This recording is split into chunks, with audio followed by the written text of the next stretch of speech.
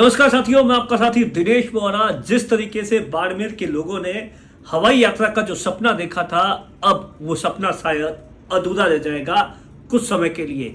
दरअसल कुछ समय पहले ही केंद्रीय कृषि राज्य मंत्री कैलाश चौधरी ने मीडिया में यह बयान जारी किया था। कहा था कि हवाई सेवा राजस्थान के बाड़मेर जिले के अंदर अगले कुछ महीनों में शुरू हो जाएगी और उसके लिए बाकायदा कुछ महीने पहले ही केंद्रीय कृषि राज्य मंत्री कैलाश चौधरी ने जो केंद्र में हवाई सेवा से जुड़े मंत्री है ज्योतिरादित्य सिंधिया, उनसे मुलाकात की थी और तमाम तरीके से जिस तरीके से उत्तरलाई जो एयरफोर्स का स्टेशन है वहां पर एक टर्मिनल पॉइंट बनाकर हवाई सेवा के लिए हरी झंडी के लिए आग्रह किया था।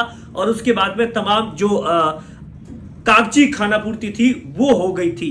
ऐसा बताया जाता है कि उस समय दो चीजों को लेकर पेच फंस गया था। पहला ये कि जमीन को लेकर पेच फंस गया था, तो उस वक्त यूआईटी ने करीबन 7 बीघा जमीन अलॉटमेंट कर दी थी, जो कि एयरफोर्स जो हवाई सेवा से जुड़ी अथॉरिटी है उसको। लेकिन जिस तरीके से रेलवे की अनुमति मिल गई थी, लेकिन एयरफोर्स की अनुमति नहीं मिली थी। और इसी बात को लेकर कई महीने तक ये पूरा का पूरा जो हवाई सेवा का जो टर्मिनल बनने वाला था वो रुका हुआ था। लेकिन उसके बाद में ऐसा बताया जाता है कि बाड़मेर के जिला कलेक्टर लोक बंधु ने उनका एक कोई पुराना साथी था जो कि एयरफोर्स के दिल्ली में था, उनकी मदद से ये पूरी की पूरी जो एयरफोर्स से जो अनुमति की बात थी, अनुमति का जो लेटर निकलने वाला था, वो अनुमति जो थी, परमिशन थी, वो निकल गई थी। लेकिन उसके बाद में जिस तरीके से अब नया एक पेच फंसा है, दरअसल जो अथॉरिटी है वो ये चाहती है कि यहां पर जो टर्मिनल बने वो 50 बीघों से ज्यादा जमीन में बने। और इसी बात को लेकर पेच फंस गया है और पिछले कई महीनों से ये पूरा का पूरा कामकाज है वो रुक गया है। इससे पहले ऐसा बताया जाता है कि इस तरीके की योजना था कि किसी भी तरीके से 2023 जनवरी फरवरी तक इस सेवा को शुरू करना था।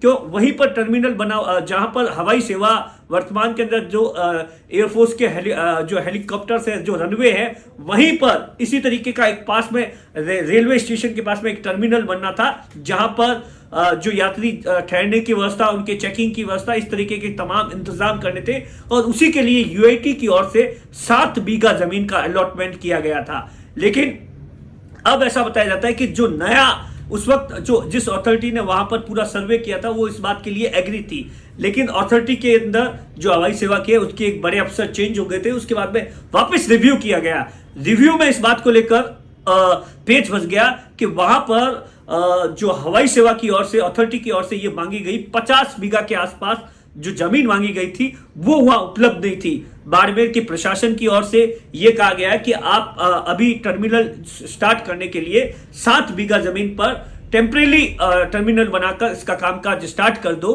लेकिन ऐसा नहीं हुआ और उसी के लिए बाकायदा अब ये पूरा का पूरा जो हवाई सेवा का जो सपना था वो ठंडे बस्ते में चल गया है। सबसे पहले मैंने इस पूरे मामले को लेकर केंद्रीय कृषि राज्य मंत्री कैलाश चौधरी से बातचीत की।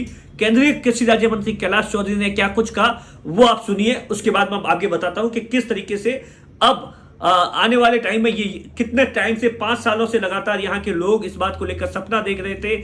जब कैलाश चौधरी ने इस बात को लेकर बयान दिया तो यहाँ के लोगों को उम्मीद थी कि 2023 जनवरी फरवरी में ये सेवा शुरू होगी। सुनिए क्या कुछ कहा कैलाश चौधरी ने।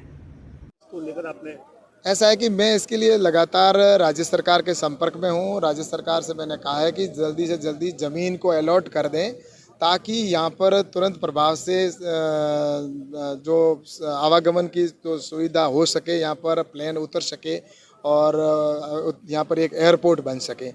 तो इस दिशा में मैं लगातार प्रयास कर रहा हूँ। राज्य सरकार की से भी मैं संपर्क में हूँ कि यहाँ पर जल्दी से जल्दी अगर ज़मीन अलॉट हो जाती है तो भारत सरकार तुरंत उसको काम को आगे बढ़ा सकती है। और मैं हमारे सिविल एविएशन मंत्री जी से भी मेरा कल ही मिलना हुआ है और कल भी मैंने मिलकर कहा, उन्होंने कहा कि जैसे ही ज़मीन अलॉट हो जाती है तो तुरंत हम इस काम को प्रारंभ कर देंगे। तो बस इंतज़ार है कि जल्दी से जल्दी राज्य सरकार ज़मीन को अलॉट कर दे ताकि यहाँ पर हम इस काम को आगे बढ़ा सकें और जल्दी से जल्दी पूरे देश भर से जो इस क्षेत्र के अंदर रेगिस्तानी क्षेत्र हैं और यहाँ पर कई ऐसे हमारे टूरिस्ट हैं, तो ये टूरिस्ट क्षेत्र के अंदर भी हमारा जो ज़िला है वो आगे बढ़ सकता है। जैसलमेर है या बाड़मेर है, तो इस दृष्टि से, और यहाँ के लोग भी खूब बाहर रहते हैं, तो ये एक यहाँ के क्षेत्र के लोगों की मांग है और जो जल्दी पूरी हो सके। तो ये राज्य सरकार का इंतज़ार है कि जल्दी जल्दी ज़मीन अलॉट करें ताकि हम इस काम को जल्दी जल्दी आगे बढ़ा सकें। दरअसल ऐसा बताया जाता है कि उत्तरलई में जो डोमेस्टिक जो एयरपोर्ट है वो ऐसी जगह तैयार होना था जहां पर 7 बीघा जमीन थी और एयरपोर्ट अथॉरिटी की ओर से उसको बकायदा यूआईटी की ओर से ट्रांसफर भी कर दिया गया था। वहां की टीम ने एक निरीक्षण भी कर दिया था और मौका स्थिति पर टर्मिनल और हवाई सेवा के यात्रियों के लिए जिसको लेकर तमाम तरीके की प्रशासन के और एयरफोर्स के अधिकारियों के साथ में और यहां तक कि रेलवे की सहमति भी बन गई थी।